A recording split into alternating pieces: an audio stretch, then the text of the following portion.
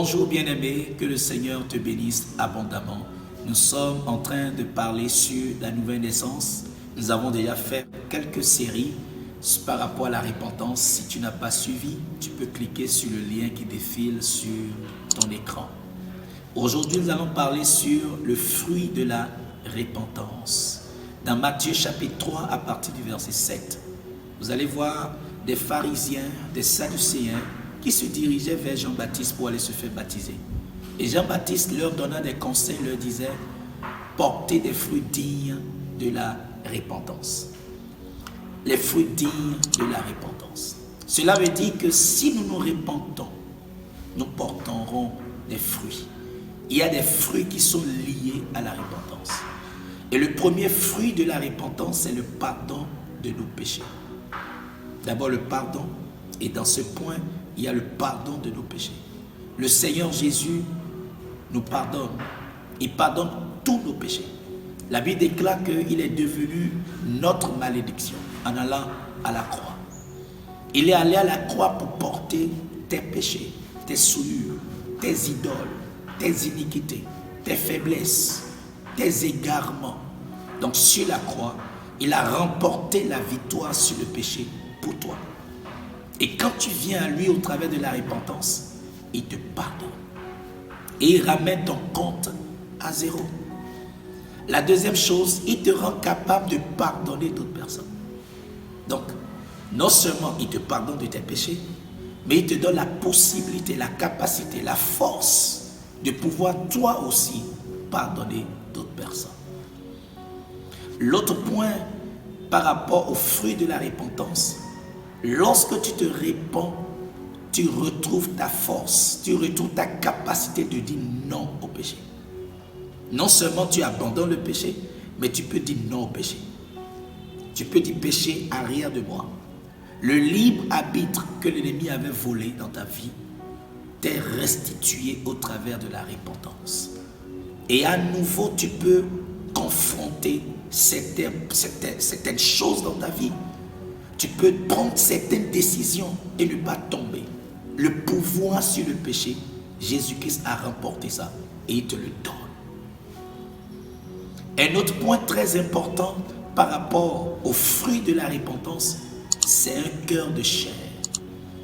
Lorsque tu te répands, le Seigneur Jésus te donne un cœur de chair. Lisons dans Ézéchiel chapitre 36 et précisément à partir du verset 23 jusqu'au verset 27.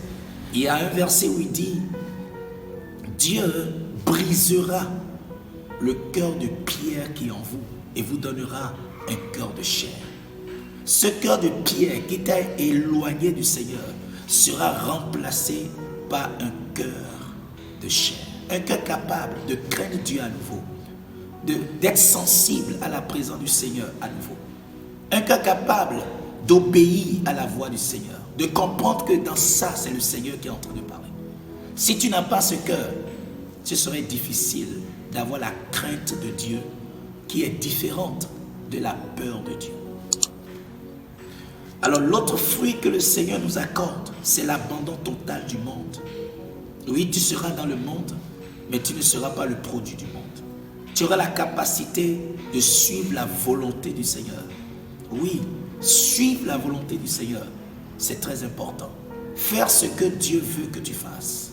Désirer ce que Dieu veut que tu désires, c'est très important. Bien-aimé, si toi tu me suis, tu ne t'es pas encore repenti. Tu n'es pas encore entré dans ce processus.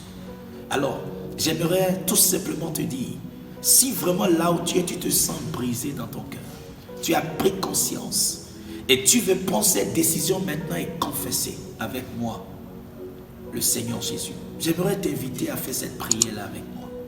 Cette courte prière. Répète après moi. Seigneur Jésus, je te dis merci d'avoir porté mes péchés. Je te dis merci d'être allé à la croix pour moi. Merci de m'avoir sauvé. Merci d'être le sacrifice qui ôte le péché dans ma vie. Seigneur Jésus, j'ai pris conscience de qui je suis. J'ai pris conscience que je suis un pécheur. Pardonne mes péchés. Lave-moi par ton précieux sang. Saint-Esprit de Dieu, transporte Jésus dans mon cœur. Merci Seigneur. Je déclare que je suis maintenant un enfant du Seigneur. Au nom de Jésus, tu es béni. Et je prie que cette prière que tu viens de répéter puisse maintenant demeurer dans ton esprit. Que tu comprennes qu'à partir de cet instant, tu n'es plus une personne ordinaire. Demeure béni. Dans la suite de nos vidéos, nous allons parler, toujours dans cette série de la nouvelle naissance, nous allons parler sur la justification. Shalom chez toi et demeure immensément béni.